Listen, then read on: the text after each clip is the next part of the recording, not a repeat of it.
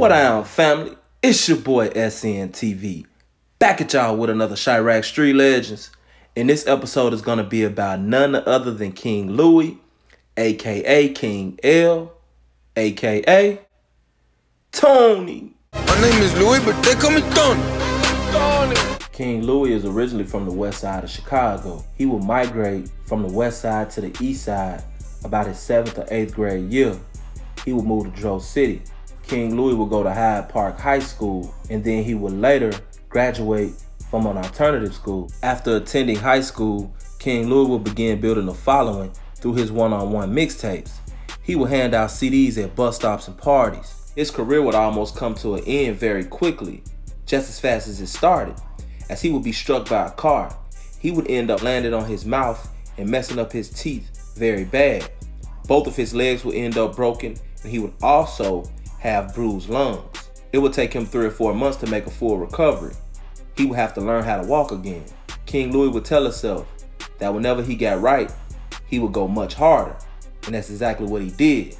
I don't know how the fuck it happened. I got hit, man. I got hit. I don't know. You know what I'm saying? King Louie released his debut mixtape entitled Boss Shit in September 2007. He released his second mixtape called Cloud 9 on December 2009. I get hella money, you get hella money. King Louie, already being a good rapper, he would decide to begin to try to get himself out there a little more. He would start shooting videos. His first video was a video called Arrogant.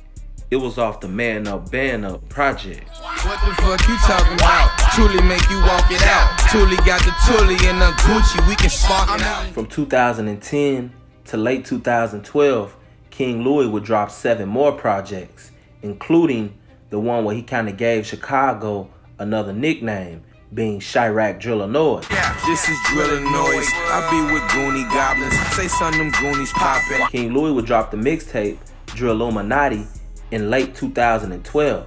This mixtape would contain a hit that would get King Louie signed. I'm the man. Little did they know.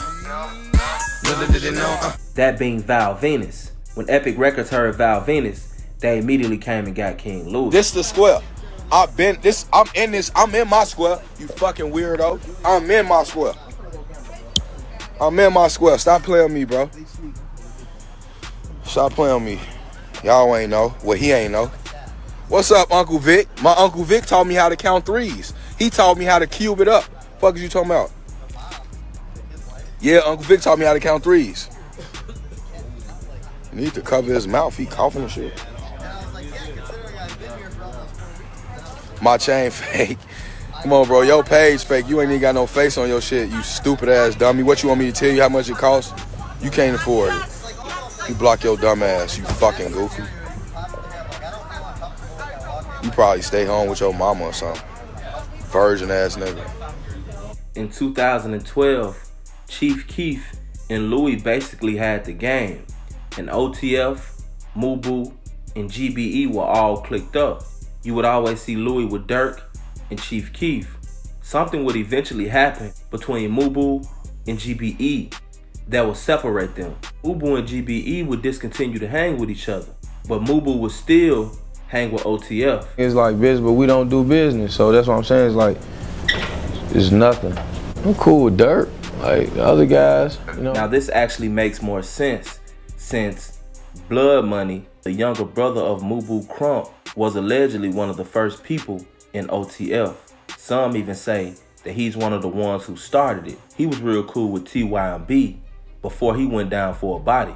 The friction between Mubu and OTF started for a couple of different reasons. One being, there was a guy from Lamron that went by the name of Pluto, who was allegedly accidentally killed by somebody from Dro City. According to rumors, this was patched up, but there was still a lot of members that felt some type of way about the situation. So this wasn't good. Also, there was a situation that occurred to where Ball Out's chain ended up getting snatched. I don't know how Dirk and Reese ended up being in an altercation or how Mubu was involved with it, but allegedly, Dirk told Reese not to hang with Mubu anymore. The cameraman, for you feel? Some of the BDs that stole some of his clothes and shit up out of his shit. So he exposed them. Now he was there with us.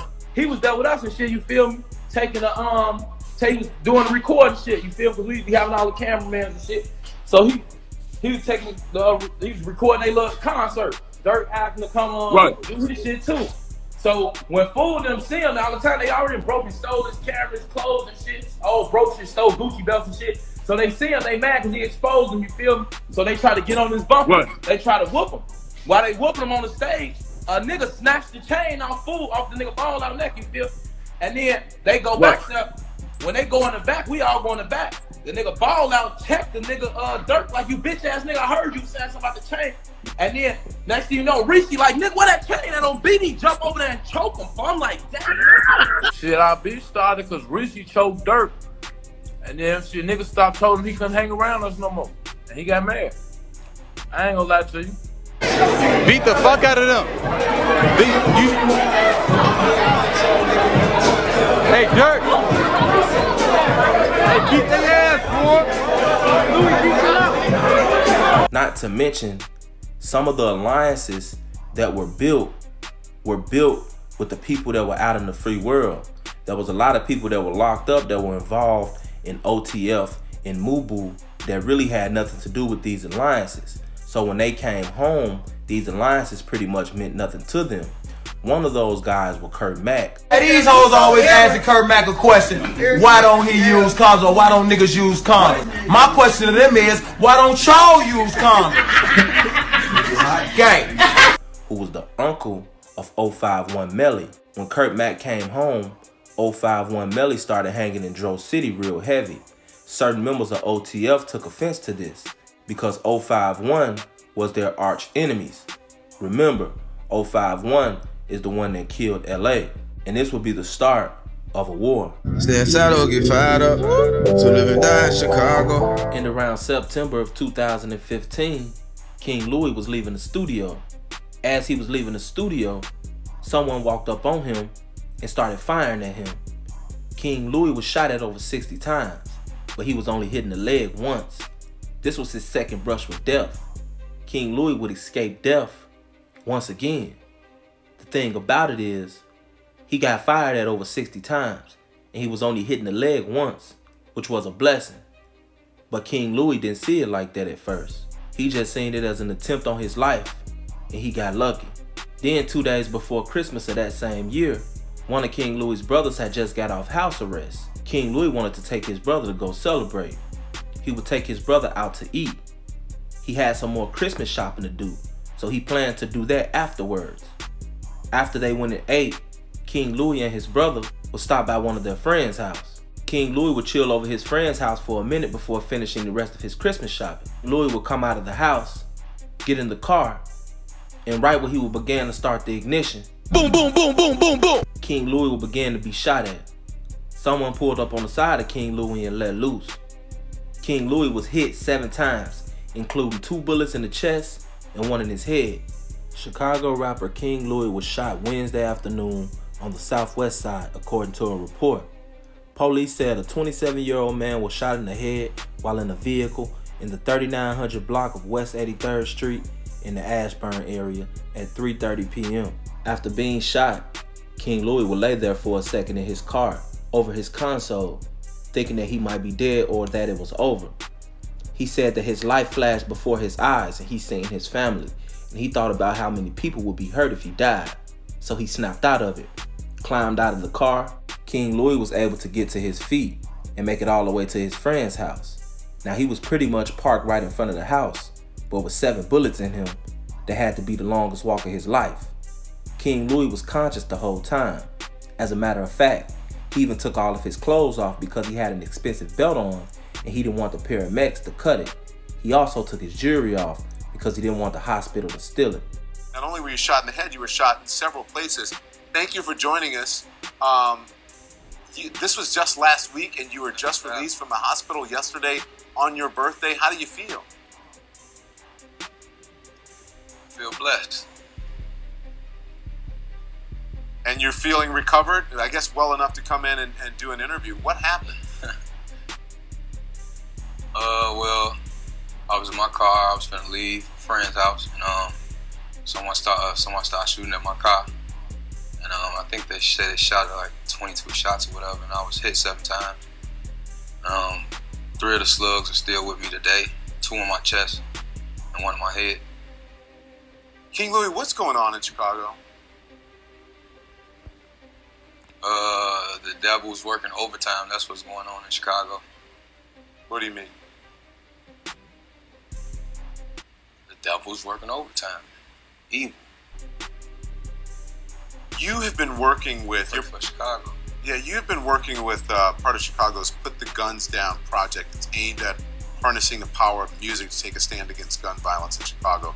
Let's take a listen to this. Yes. Put the guns down. Get your money up.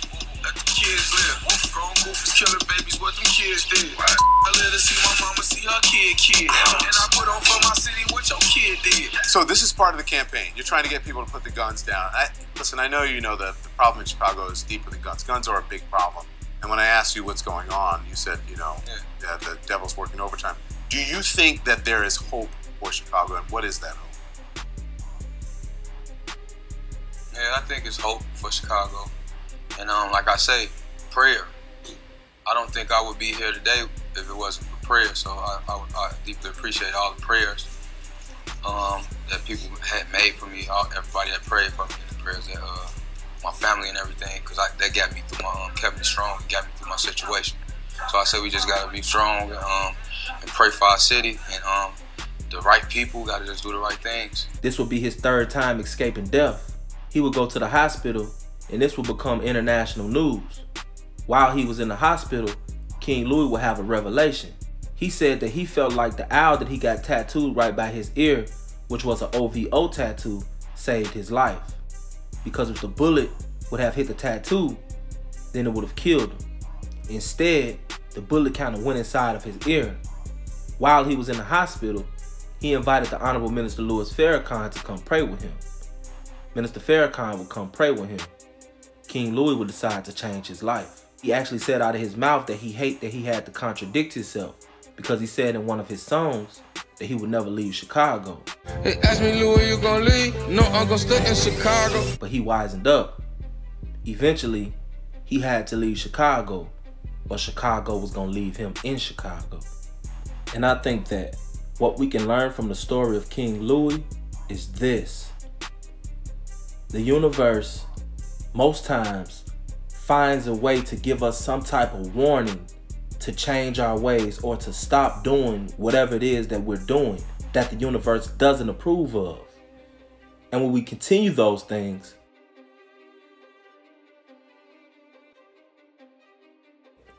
it's like we're digging ourselves deeper and deeper and deeper into a hole.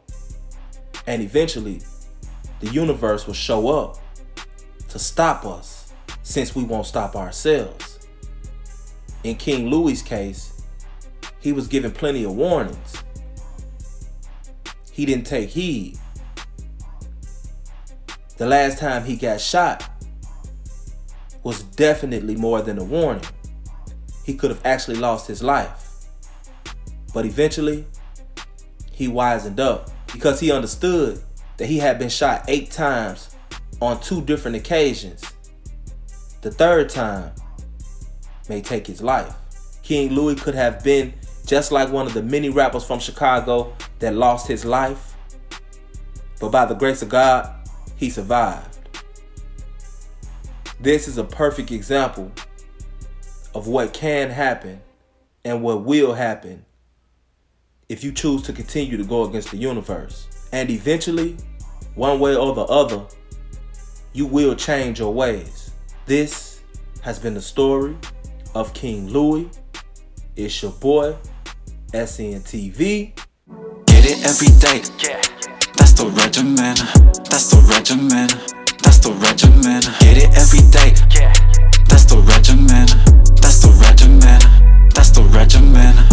I wanna see comma after comma, and I feel good when I'm smoking marijuana. Oh, it's time to hit the grind. I can't give none to use my time.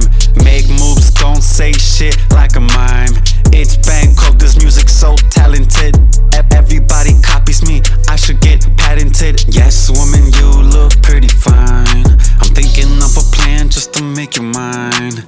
Money on my mind, mind. I won't fall behind, ayy, don't hit me up. I don't fucking know you. Benjamins and cash flow, man, I don't owe you. Get it every day, that's the regimen. That's the regimen. That's the regimen. Get it every day, that's the regimen. That's the regimen. That's the regimen. Trapping every day, cause I need Benjamins. I keep my weapon just in case they tryna stretch me in. Shorty, she don't play, she bringing hella friends. And I know they wanna kill me, fuck the ops, I'm talking about many men.